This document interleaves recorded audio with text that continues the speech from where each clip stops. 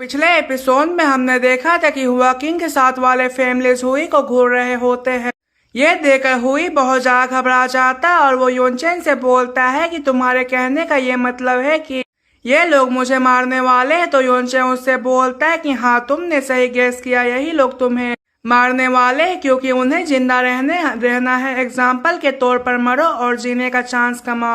और वो हुई के कंधे के ऊपर हाथ रखकर उससे बोलता है कि मेरे दोस्त, ये कर्मा है, तुम जैसा करोगे तुम्हें वैसा ही मिलेगा। इसकी वजह से हुई की हालत और भी ज्यादा खराब हो जाती है। तभी यूनचेन उसे अपना ख्याल रखने को बोलकर यहाँ चला जाता है। वहीं पे यूनचेन के जाने के बाद ये लोग हुई के ऊपर अटैक करने के लिए आते हुए बोलते हैं कि गार्जियन फैमिलीज डीमन क्वीन को प्रोटेक्ट करती है, इसलिए हम डीमन क्वीन को प्रोटेक्ट करने के लिए उनके दुश्मनों को नहीं छोड़ेंगे। अब आगे तो एपिसोड की शुरुआत में हमें दिखाया जाता है वो लोग एक जगह रुक कर एक दूसरे को देखते हुए कुछ सोचने लगते हैं। तभी मास्टर चियांग हुई को उठाकर यहाँ से ले जाते हुए बोलता है कि मुझे माफ करना क्योंकि ये मेरा है। वहीं पे ये सुनकर ये मास्टर उसके ऊपर चिल्लाते हुए बोलता है कि चियांग, तुम सच में बहुत ज्यादा घटिया हो।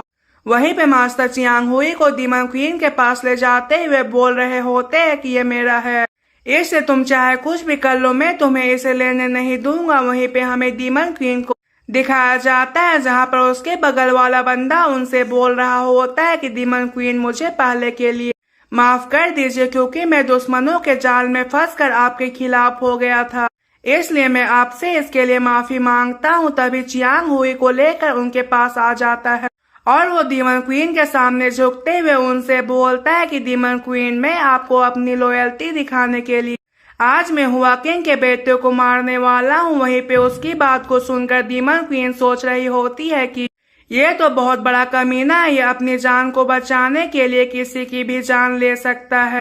और वो उससे बोलती है कि मैं तुम्हें तुम्हारी लॉयल्टी दिखाने के लिए मैं तुम्हें 3 देश देती हूँ। तुम्हें 10 दिनों के अंदर ही हुआ किंग फैमिली के सभी लोगों को मारना होगा, चाहे वो औरत हो या बच्चा, तुम्हें किसी को नहीं छोड़ना है। अगर 10 दिन के बाद हुआ किंग फैमिली का कोई भी बंदा मुझे दिख गया तो मैं तुम्हारे फैमिलीज के 1000 लोगों को मार डालूंगी।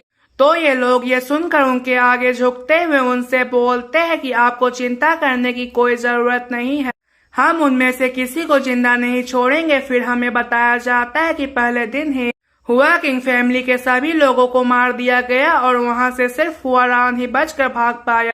लेकिन वो ज्यादा दिन तक बच नहीं पाया क्योंकि 3 दिनों के बाद ही इन सभी को हुआ किंग का पता चल गया और वो लोग वहां पर जाकर हुआ किंग को भी मार दिए। यहाँ तक कि उन्होंने हुआ किंग हाउस के मेहमानों को भी नहीं छोड़ा, उन्होंने उन सभी को भी मार डाला और उन्होंने हुआ किंग के साथियों को भी मार डाले। और इन 10 दिनों के अंदर ही उन्होंने पूरे हुआ किंग हाउस को और उनके पूरे एलाइज को खत्म कर दिया। फिर सीन चेंज होता और हमें यून फैमिली के एलेक्सिस रूम का सीन दिखाया जाता है जहां पर जैस्मिन यूनचेन से बोल रही होती है कि क्या तुम सच में अपने ड्रैगन ब्लड की मदद से एलेक्सिस को रिफाइन करने वाले हो। तो यूनचेन उससे बोलता है कि मैं बस इसे ट्राई कर रहा हूँ। तो जैस्मिन मुंह फुलाते हुए बोलती है कि क्या सच में तुम डीमन क्वीन के लिए ये सब कर रहे हो। तो यूनचेन उससे बोलता है कि वो मेरी वुमेन है तो मैं उसका केयर तो करूंगा ही ना। ये सुनकर जैस्मिन बहुत ज्यादा गुस्सा हो जाती है और वो यूनचेन से बोलती है कि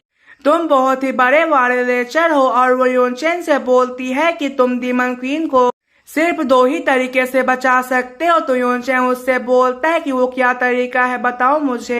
तो जैस्मिन उससे बोलती है कि पहला तरीका ये है कि तुम्हें 3 साल से पहले ही अपने ताबूदा फॉर्मूला के 10th लेवल पर ब्रेक थ्रू करना होगा।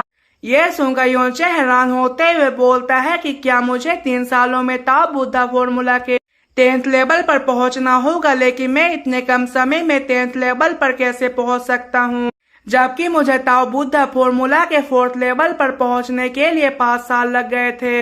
तो जैस्मिन उससे बोलती है कि अगर तुम ये नहीं कर सकते हो तो तुम्हें होंगमैंग लाइफ और डेथ सील को खोजना होगा। तो यूनचेन उससे इसके बारे में पूछता है तो जैस्मिन उसे बताती है कि ये परफॉर्म स्काई ट्रेजर में से एक ट्रेजर है, ये किसी के भी लाइफ को बचा सकती है। तो ये सुनकर यूनचेन हैरान होते हुए जैस्मिन से बोलता है कि जबकि ये परफॉर्म ट्रेजर है तो मैं इन्हें कहाँ से खोजूंगा। तो ये सुनकर जैस्मिन उससे बोलती है कि अगर मुझे ये पता होता कि ये कहाँ मिलेंगे तो मैं उन्हें पहले ही नहीं खोज लेती क्या। तभी हमें फर्नेस का सीन दिखाया जाता है जहाँ पर एलेक्सिर बनकर रेडी हो चुकी होती है, जिसे देखकर यूनचेन बहुत ज्यादा खुश हो जाता है। तभी उस फर्नेस से 2 एलेक्सिर बाहर आती है, जिसे यूनचेन अपने हाथ में पकड़ लेता है और वो उनमें से एक को जैस्मिन की तरफ करते हुए उससे बोलता है कि क्या तुम एक फेरी पर्ल को लेना चाहती हो। तो ये सुनकर जैस्मिन उससे पूछती कि आखिर ये फेरी पर्ल क्या है, क्या ये किसी के लाइफ को बढ़ा सकती है, अगर ऐसी बात है तो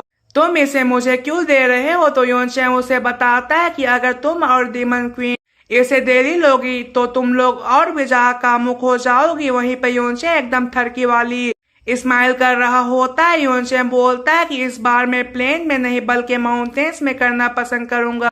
तो गाइज आप समझ ही गए होंगे कि यूनचेन क्या करने के बारे में बोल रहा है। ये सुनकर जैस्मिन बहुत ज्यादा गुस्सा हो जाती है और वो उसके फेस को खींचते हुए उससे बोलती है कि तुम्हारी ये कहने की हिम्मत कैसी हुई कि मैं तुम्हारे साथ वो सब करूंगी। तो यूनचेन उससे बोलता है कि मैंने क्या गलत कह दिया, मैं तो तुमसे सच ही बोल रहा था। फिर सीन चेंज होता है और हमें इंपीरियल पैलेस का बैक गार्डन का सीन दिखाया जाता है, जहां पर डीमन क्वीन किसी पील को अपने हाथ में लेकर बोलती है कि क्या तुम्हें ये लगता है कि ये काम करेगा। तो उसके बगल वाला बंदा उससे बोलता है कि अगर आप ये सोचती है कि ये काम करेगा तो ये काम करेगा, लेकिन अगर आप ये सोचती है कि ये काम नहीं करेगा तो ये धूल मिट्टी के अलावा कुछ नहीं है। उसकी बातों को सुनकर डीमन क्वीन स्माइल करते हुए उससे बोलती है कि तुम अभी भी कॉशियस और गरीब हो। तो वो बंदा उनके सामने झुकते हुए उनसे बोलता है कि मैं तो बस आपको सच्चाई बता रहा था। तो डीमन क्वीन उदास होते हुए बोलती है कि क्या मैं उसके एफर्ट के लायक नहीं हूँ। ये सुनकर ये बंदा हैरान होते हुए डीमन क्वीन से बोलता है कि क्या आपको कोई चीज परेशान कर रही है जो आप ऐसी बात कर रहे हैं। तो डीमन क्वीन बोलती है कि जो लोग मुझे छोड़ देते हैं मुझे उनसे कोई मतलब नहीं है, लेकिन जो लोग मुझे परेशान करते हैं वो लोग मुझे हमेशा परेशान करते रहेंगे। और वो खड़ी होकर इस बंदे से बोलती है कि जाओ जाकर सभी को ये बता दो कि शाम को मीटिंग होने वाली है, इसलिए उस मीटिंग में सबको आना है। ये सुनकर वो बंदा उनसे बोलता है कि ठीक है, मैं उन्हें इनके बारे में बता दूंगा और वो यहाँ से गायब हो जाता है। वहीं पे उसके जाने के बाद डीमन क्वीन बोल रही होती है कि यहाँ तक ये सभी एलेक्सिस भी मेरी किस्मत को नहीं बदल सकते हैं, लेकिन 3 साल मेरे लिए काफी है। मैं इन 3 सालों में डीमन वर्ल्ड को पहले की तरह रीऑर्गेनाइज कर सकती हूँ। फिर हमें बताया जाता है कि इस मीटिंग में डीमन क्वीन के साथ देने वाले लोगों को रिवार्ड दिया गया और धोखा देने वाले लोगों को सजा दिया गया। और उसी समय जिस भी गार्जियन फैमिलीज ने उन्हें बिट्रे किया था उन्होंने ये कॉन्ट्रैक्ट साइन किया कि वो कभी भी डीमन क्वीन को धोखा नहीं देंगे और इस डीमन वर्ल्ड से हुआ किंग फैमिली को हमेशा के लिए खत्म कर दिया गया। और इसके बाद से डीमन वर्ल्ड में पूरी तरह से पीस आ गया। लेकिन इन सभी मीटिंग्स में यूनचेन नहीं आया, क्योंकि फिर हमें यूनचेन को दिखाया जाता है जो एलेक्सिर को रिफाइन करने की कोशिश कर रहा होता है और वो अपने इंग्रेडिएंट्स को फर्नेस में डालने के बाद बोल रहा होता है कि प्लीज इस बार तुम रिफाइन हो जाओ। लेकिन यूनचेन एलेक्सिर को रिफाइन करने में फेल हो जाता है, जिसकी वजह से वहाँ एक जोरदार धमाका होता है, जिसकी वजह से उस रूम की हालत बहुत ज्यादा खराब हो जाती है। इसकी वजह से यूनचेन बोल रहा होता है कि मुझे ये और नहीं हो सकता है, मुझे अब घर जाना है। फिर हमें बताया जाता है कि यूनचेन इतने बार फेल होने के बाद भी हार नहीं मानता है और फाइनली 15 दिन के बाद उसकी और फैमिली की एलेक्सिर रूम तबाह हो जाती है। वहीं पे यूनचेन सोच रहा होता है कि ये एलेक्सिर रूम तो खत्म हो चुकी है, अब मैं तो गया। लेकिन ये सब होने के बाद भी हमारे थर्की यूनचेन हार नहीं मानता है और वो फिर से एलेक्सिर को रिफाइन करने लगता है। और इस बार फाइनली हमारा थर्की यूनचेन एलेक्सिर बनाने में कामयाब हो जाता है और उस फर्नेस से एलेक्सिर उड़ती हुई बाहर आने लगती है। इसे देखकर यूनचेन बहुत ज्यादा खुश हो जाता है और वो बोलता है कि फाइनली मैं इसमें कामयाब हो गया।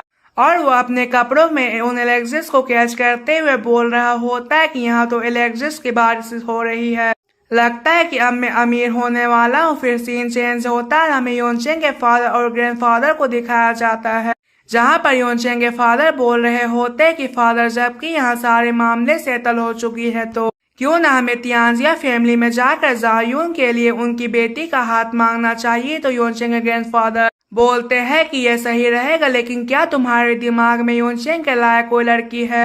अगर नहीं है तो मैं किसी लड़की को इंट्रोड्यूस करवाता हूँ। तभी वहाँ पर यूनचेन गेट को लात मारकर अंदर आता है, जिसे देखकर ये लोग उससे बोल रहे होते हैं कि तुम कौन हो। तो गाइस एपिसोड यहीं पे खत्म होती है। अगर आपको वीडियो अच्छी लगी हो तो लाइक से सब्सक्राइब जरूर कर दीजिए। तब तक के लिए अलविदा।